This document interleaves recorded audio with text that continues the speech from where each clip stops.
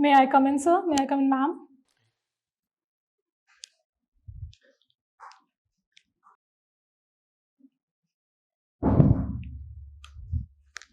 Thank you. तो स्वाति, जी sir. अपने बारे में बताइए। सर, मेरा नाम स्वाति सोनी है। मैंने अपनी ग्रेजुएशन बनस्थल यूनिवर्सिटी राजस्थान से की है 2019 में। उसके बाद मैंने 1 साल अपनी जुडिशरी की प्रिपरेशन के लिए दिया और फिर 2020 में मैंने LLM के लिए जागरण लेक सिटी यूनिवर्सिटी में इनरोल किया और मेरी डिग्री 2021 में कंप्लीट हो गई थी। उसके बाद सर मैं जुडिशरी के लिए प्रिपेयर कर रही हूँ और मैं अपनी फैमिली की फर्स्ट लॉयर हूँ। आपने बार काउंसिल ऑफ इंडिया में एनरोल किया हुआ है, क्यों? मतलब अगर आपको जुडिशरी करना था तो एनरोलमेंट का क्या औचित्य? जी सर, मैंने बी ऑप्शन के लिए हमेशा ही थोड़ा तैयार रही हूँ। अगर कभी सिचुएशन नहीं ऐसी रही कि मैं जुडिशरी निकाल पाऊँ, तो इस वजह से मैं हमेशा तैयार रहना चाहती हूँ कि मुझे कोई और जॉब मिल जाए। क्या आपको इस बार विश्वास है कि आप जुडिशरी निकाल पाएंगे? जी सर। आपने बी ऑप्शन के लिए रजिस्ट्रेशन कराया है बार में और सी ऑप्शन के लिए आपने LLM किया है? नो मैम, दोनों भी ही ऑप्शन है मेरे। एक या तो मैं अकेडमिक्स में परस्यू करूँगी और अगर मेरा नेट JRF क्लियर नहीं हुआ, क्योंकि वो ज़्यादा इम्पॉर्टेंट है अकेडमिक्स के लिए, उसके अलावा कोई कॉलेज इतनी अच्छी वैल्यू आपको नहीं करता है, तो फिर अगर होता है तो फिर मैं प्रैक्टिस भी कर सकती हूँ। ओके, सो LLM जब आपने किया तो क्या स्पेशलाइजेशन था आपका? मैम, मेरा क्रिमिनल लॉ था। Criminal law. हाँ जी। आप क्रिमिनल लॉ के क्वेश्चंस में कंफर्टेबल है? हाँ जी मैम। ठीक, तो पहले तो ये बताइए, what are your hobbies? Ma'am, I like cooking. Like cooking, किस तरह का खाना बनाते हैं आप? मैम, मैं इंडियन फूड प्रेफर करती हूँ, जैसा फैमिली को पसंद आता है। एक बात बताइए, जी सर। अगर कभी खाना बनाते समय नमक ज़्यादा पड़ गया तो उसको आप काउंटर बैलेंस कैसे करेंगे? सर, ऐसा कहते हैं पहले के लोग, अगर आप खाने में थोड़ा सा आटे का लोई डाल देंगे, अगर नमक ज़्यादा हो जाता है तो वो बैलेंस कर देता है टेस्ट को, या तो उसमें थोड़ा सा घी डाल देंगे तो भी हो जाता है। ठीक है। कुकिंग के अलावा और कोई हॉबीज? सर यस, मुझे ट्रैवलिंग का शौक है। आखिरी बार कहाँ गए थे आप? आखिरी बार सर मैं गई थी जहाँ विष्णु जी का टेम्पल है, सॉरी ब्रह्मा जी का टेम्पल है, पुष्कर जी। तो सोलो ट्रैवल करते हैं या फ्रेंड्स ग्रुप के साथ। फैमिली के साथ? पुष्कर में ब्रह्मा जी का टेम्पल है हाँ जी। और कहीं नहीं है, हाँ जी ऐसा क्यों? मैम, मुझे एक्यूरेसी नहीं पता इसकी, पर मैं जहाँ तक मुझे आइडिया है ऐसा कि लॉर्ड विष्णु और शिवा के थोड़ा तीनों में कन्फ्लिक्ट्स हुआ था, जिस वजह से लॉर्ड शिवा ने आई गेस, मतलब ऐसा कहा जाता है कि उन्होंने बोला था कि आपको इतना ज़्यादा मान्यता नहीं मिलेगी, इस वजह से सिर्फ उनका एक ही टेम्पल है। क्या उस टेम्पल में ब्रह्मा जी की पूजा भी होती है? मैम, इतना मुझे याद नहीं। ठीक, ठीक, तो आपका area of interest is criminal law. हाँ जी मैम। ठीक है, आपने इंडियन एविडेंस एक्ट पढ़ा है? हाँ मैम, पढ़ा है। इंडियन एविडेंस एक्ट के अंदर रेलेवेंसी और एडमिसिबिलिटी के कॉन्सेप्ट्स हैं। जी मैम। क्या डिफरेंस होता है दोनों में? मैम, रेलेवेंसी सेक्शन 6 से 55 तक एक कंसेप्ट डिफाइन है, जहाँ पे कुछ सर्कमस्टांसेस बताए गए हैं कि कौन कौन से फैक्ट्स रेलेवेंट माने जाएंगे। तो बेसिकली जब कोई फैक्ट किसी अदर फैक्ट के कनेक्टेड होने का लॉजिक बताता है तो हम उसको रिलेवेंसी कहते हैं, और एडमिसिबिलिटी तब मानी जाती है जब वही फैक्ट कोर्ट से प्रूव हो जाते हैं कि वो फैक्ट्स ट्रू है, तो उसको एडमिसिबल बोलेंगे। जब कोई फैक्ट प्रूव हो जाता है तब उसे हम प्रूव्ड कहते हैं या फिर एडमिसिबल कहते हैं? मैम, वो एडमिसिबल कहलाता है अगर हम एडमिसिबिलिटी में देखते हैं तो, लेकिन अगर एक minute ma'am, can I take time? Ma'am, section 4 of Indian evidence जिसमें बात करते हैं facts to be proved not to be proved, तो शायद उसको अगर फैक्ट कोर्ट में प्रूव हो जाता है तो फैक्ट्स प्रूव्ड कहलाएंगे। फिर एडमिसिबल क्या कहलाता है? एडमिसिबिलिटी क्या होती है? Sorry ma'am. क्या सारे रेलेवेंट फैक्ट्स एडमिसिबल होते हैं? No sir. कौन से रेलेवेंट फैक्ट्स ऐसे हैं जो आप कहेंगे कि एडमिसिबल नहीं होते? कोई एग्जांपल दे पाएंगे आप? सर अभी रिकॉल नहीं कर पा रहा। क्या सारे एडमिसिबल फैक्ट्स रेलेवेंट होते हैं? नो सर, सारे एडमिसिबल फैक्ट, यस सर, सारे एडमिसिबल फैक्ट रिलेवेंट होते हैं पर सारे रिलेवेंट फैक्ट एडमिसिबल नहीं होते। एक दो एग्जाम्पल दे पाएंगे आप रेलेवेंट फैक्ट्स के? Yes ma'am. क्या मोटिव एक रेलेवेंट फैक्ट होगा? यस मैम, मोटिव एक रेलेवेंट फैक्ट होगा। मोटिव होता क्या है? मोटिव एक अल्टीमेट ऑब्जेक्ट होता है behind an act. And ma'am, हाँ मैम, मोटिव एक अल्टीमेट ऑब्जेक्ट होता है किसी भी एक्ट के कमीशन के पीछे का। तो फिर इंटेंशन क्या होता है? इंटेंशन एक नॉलेज होती है किसी भी क्राइम को कमिट करने से पहले की। ठीक है, कोई एग्जाम्पल से आप ये दोनों चीजें समझा सकते हैं? Yes ma'am. फॉर एग्जाम्पल, अगर मैं किसी से रिवेंज में अगर मैं let suppose a person B का मर्डर कर देता है, वो बी का मर्डर करता है रिवेंज लेने के लिए, तो यहाँ जो रिवेंज है वो उसका मोटिव होगा, लेकिन जो मर्डर कमिट हुआ है वो उसकी इंटेंशन है। ठीक है, ठीक है। कल्पेबल होमिसाइड और मर्डर में क्या अंतर है? जी सर, कल्पेबल होमिसाइड और मर्डर में एक जो बहुत बड़ा डिफरेंस है वो हम ये वो ये है कि कल्पेबल होमिसाइड में पर्सन पहले से मर्डर कमिट करने की इंटेंशन से उस डेथ मर्डर कमिट करने की इंटेंशन से कॉज नहीं होती, वो रिजल्ट होता है डेथ। जबकि मर्डर में जो पर्सन की डेथ कमिट हुई होती है वो प्री प्लान्ड होती है। क्या हमेशा ही ऐसा होगा कि डेथ प्री प्लान्ड हो? यस मैम सर, मर्डर के केस में वो प्री प्लान्ड होगी। अच्छा, एक छोटा सा फैक्चुअल सिचुएशन आपको देते हैं, आराम से सोच करके बताइए इसमें क्या लग सकता है। ठीक है, एक व्यक्ति है जो दारू पी करके अपने घर आता है और अपनी वाइफ को पीटता है। उसने वाइफ का सर दीवार में मार दिया जिससे वाइफ बेहोश हो गई। उस व्यक्ति को लगा कि वाइफ मर गई है, तो उसने इसको उठा करके अपना एक्ट छुपाने के लिए गले में फंदा डाल के टांग दिया। उस टांगने की वजह से वाइफ की मृत्यु हो गई। इसके ऊपर आप क्या चार्जेस लगाएंगे? सर, जब तक उसने उसका सर दीवार में मारा था तो वो कल्पेबल होमिसाइड में आना था, लेकिन जब उसने उसको हैंग कर दिया तो फिर वो मर्डर के केस में आएगा। क्या कल्पेबल होमिसाइड में डेथ होना जरूरी है? यस मैम, कोई भी इंजरी जो डेथ कॉज कर रही है वो कल्पेबल होमिसाइड का चार्ज रहेगा। तो उसकी डेथ हुई नहीं। सर दीवार पे जब मारा तब तो डेथ हुई नहीं, फिर कल्पेबल होमिसाइड? हाँ सर, लेकिन उसने एक्ट ऐसा कमिट किया जिससे रिजल्ट उसका डेथ कॉज कर सकता था। क्या डेथ होना जरूरी है या फिर डेथ कॉज करने जैसा एक्ट होना जरूरी है? डेथ कॉज हो जाए ऐसा एक्ट करना जरूरी है। ठीक। कॉमन इंटेंशन और सिमिलर इंटेंशन में क्या अंतर है, और सेम इंटेंशन से ये दोनों कैसे अलग हैं?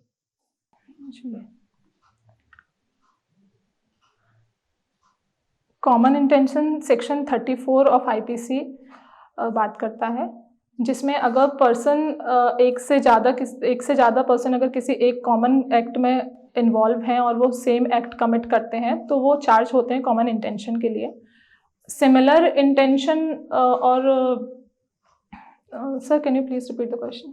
Common intention, similar intention, same intention, इन तीनों में क्या अंतर है? सेम और सिमिलर इंटेंशन में सर कोई भी डिफरेंस नहीं है। सेम इंटेंशन, सिमिलर इंटेंशन और कॉमन इंटेंशन में डिफरेंस है। सर मैं डिफरेंस तो रिकॉल नहीं कर पा रही।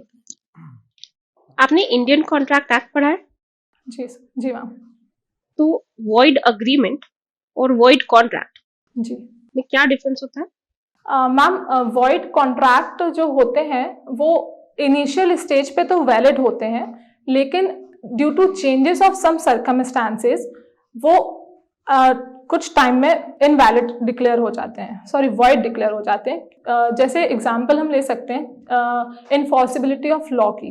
अगर कोई लॉ जो कि आज वैलिड है वो आगे वाले टाइम में उस लॉ को अगर हम मान लीजिए वो लॉ वॉइड डिक्लेयर हो गया, तो जो कॉन्ट्रैक्ट उस लॉ के बेसिस पे बने हैं वो भी वॉइड डिक्लेयर हो जाएंगे। और इसी तरह वॉइड एग्रीमेंट में, वॉइड एग्रीमेंट बेसिकली वो एग्रीमेंट होते हैं जो कि वॉइड एब इनिशियो होते हैं, जो कि इनफॉर्सिबल कभी होते ही नहीं है। तो वॉइड एग्रीमेंट और वॉइड एब इनिशियो सेम चीज है? नहीं सर, वॉइड एग्रीमेंट में agreement sir sorry I can not recall it. Impossibility of contract क्या होता है स्वाति?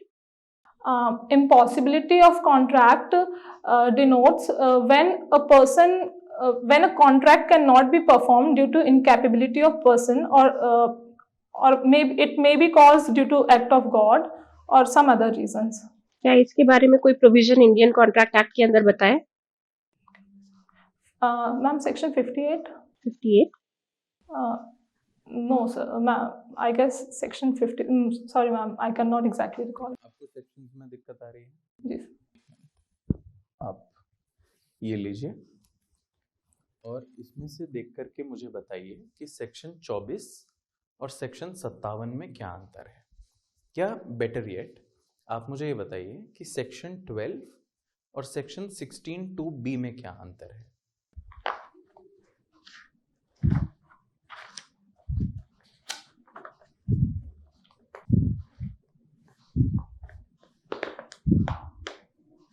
सेक्शन 12 किस बारे में बात करता है? 12 कॉन्ट्रैक्ट करने के लिए साउंड माइंड किसको कंसिडर किया जाएगा। बिल्कुल ठीक जी। और तो यदि कोई व्यक्ति साउंड माइंड का नहीं है, उसके साथ आप कॉन्ट्रैक्ट करते हो तो कॉन्ट्रैक्ट कैसा होता है? साउंड माइंड का नहीं है तो वो कॉन्ट्रैक्ट हमारा सर वॉइड होगा। 16(2)(b) देखिए।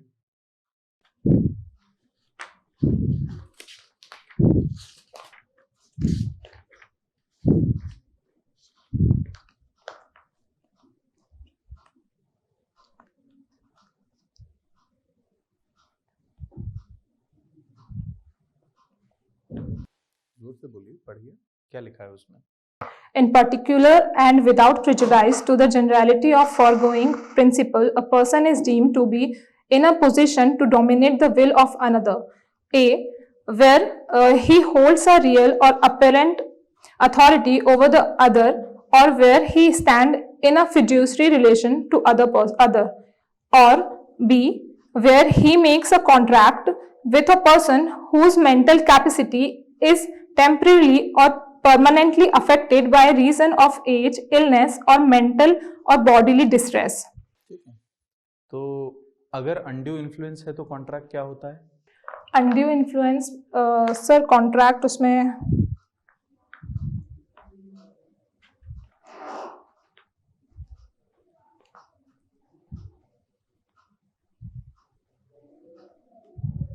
सर वॉइड नहीं, वॉइडेबल सर। वॉइडेबल जी। तो 16(2)(b) में मेंटल कैपेसिटी में हम कह रहे हैं वॉइडेबल होगा, 12 में हम कह रहे हैं कि वॉइड होगा। ये अपने आप में विरोधाभास नहीं है? जी अपने सर। आप में कॉन्ट्राडिक्टरी नहीं है क्या ये? यस सर, बट यहाँ पे बात हो रही है कि अगर वो डिसीजन माइनर के बिहाफ पे किसी और ने लिया है तो 16 में वो बात कर रहा है। 16 में तो माइनर, 16(2)(b) में तो माइनर की बात ही नहीं है। मतलब सर यहाँ पे अगर कोई अदर पर्सन किसी पर्सन के बिहाफ पे कोई डिसीजन ले रहा है तो 16 में वो चीज वॉइडेबल बताई है। कहाँ लिखा है?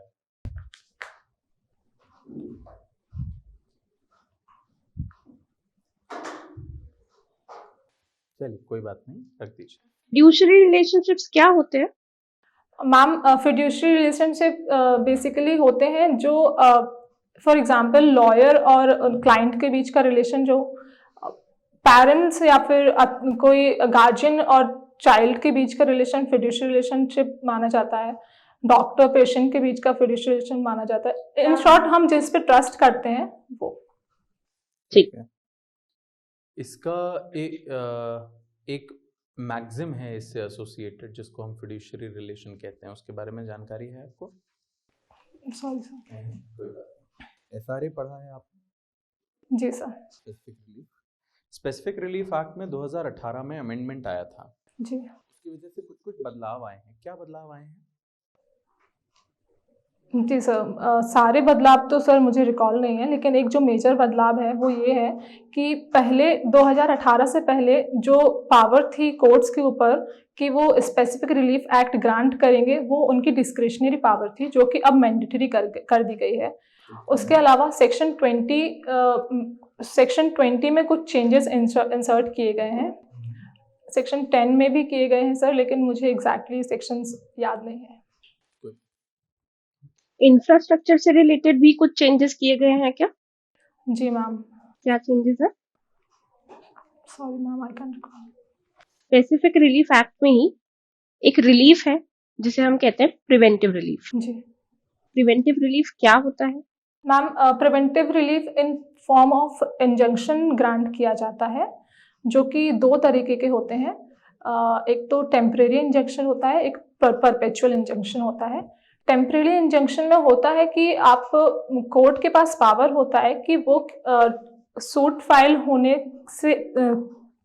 होने के बाद से लेके केस डिसाइड होने के बीच में टेम्परेरी इंजंक्शन ग्रांट कर सकता है उन केसेस में जहां फॉर एग्जांपल अगर किसी पार्टी ने कोई लैंड परचेज की है और इस पर कोई थर्ड पर्सन कोई कंस्ट्रक्शन कराने को बोल रहा है, तो कोर्ट उस केस में टेम्परेरी इंजंक्शन ग्रांट कर सकता है, थर्ड पार्टी को रोक सकता है कि आप वहाँ पे कंस्ट्रक्शन नहीं कर सकते जो कि किसी और की प्रॉपर्टी है।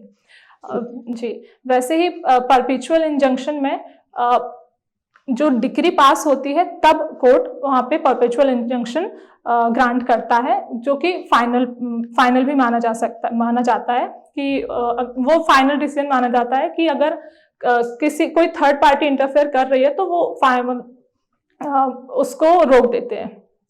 किसी एक पर्सन की प्रॉपर्टी है, जी मान लीजिए आपकी प्रॉपर्टी है, इस प्रॉपर्टी पे मैं बिल्डिंग कंस्ट्रक्ट करना चाहती हूँ, कोर्ट इसके लिए टेम्परेरी इंजंक्शन देगा या परपेचुअल इंजंक्शन? सर मैम, इसमें परपेचुअल इंजंक्शन आएगा। आपने तो अभी जो एग्जांपल दिया उसमें आपने टेम्परेरी इंजंक्शन बताया। मैम, एग्जाम्पल मैं इसलिए देना चाहती थी कि वो इंजंक्शन हम किसी भी सूट के किसी भी पीरियड ऑफ टाइम में दे सकते हैं। टेम्परेरी इंजंक्शन, वो एग्जाम्पल थोड़ा गलत हो गया। ठीक है, टेम्परेरी इंजंक्शन के बारे में प्रोविजंस कहाँ दिए हुए हैं? No ma'am, I can't. ठीक ठीक ऑलराइट। एक सवाल ये कि आप जैसे अब जज बनने के लिए इंटरव्यू दे रही हैं, जी सर। जज बनने के बाद आपका पहला काम क्या होगा? What would you do as a judge? What would be the first thing you will do as a judge? Sir पहले तो मैं जानना चाहूँगी उस एरिया में जैसे पहले किस टाइप के केसेस वहाँ आए हैं, कि किस टाइप के वहाँ पे इश्यूज जो हैं बहुत ज़्यादा बहुत हाईलाइटेड इश्यूज क्या क्या हैं उस एरिया के, और वहाँ के जो रेसिडेंट्स जो भी वहाँ पे जो भी पीपल्स हैं उनको किस तरीके की प्रॉब्लम फेस कर रहे हैं, और इन शॉर्ट कौन कौन से एरिया ऐसे हैं जहाँ जिनसे उनको ज़्यादा प्रॉब्लम हो रही है। इससे क्या होगा? मैम, थोड़ा रिसर्च करने से ये पता चलेगा कि कोई ऐसा कोई क्रिमिनल, कोई ऐसा पर्टिकुलर कोई पर्सन है जो एक ही तरीके का क्राइम कमिट करता आ रहा है, या फिर ये रैंडमली कुछ भी होता आ रहा है। मतलब ये काम पुलिस का नहीं है? जी सर, पुलिस का है, लेकिन केस सर दोनों की इन्वॉल्वमेंट जरूरी है। इन्वेस्टिगेशन में क्या कोर्ट की इन्वॉल्वमेंट जरूरी है? इन्वेस्टिगेशन में मैम, इन्वेस्टिगेशन का ऑर्डर कोर्ट ही देगी, तो इन्वेस्टिगेशन और उसके ज़्यादा इन्वॉल्वमेंट उसकी जरूरी नहीं है। क्या इन्वेस्टिगेशन बिना कोर्ट के ऑर्डर के हो सकता है? हाँ मैम, जब कोई केसेस नॉन कंपाउंडेबल ऑफेंसेस में, सॉरी कंपाउंडेबल ऑफेंसेस में। कंपाउंडेबल और नॉन कंपाउंडेबल ऑफेंसेस क्या होते हैं? मैम वो एक मिनट। आराम से सोच के बताइए।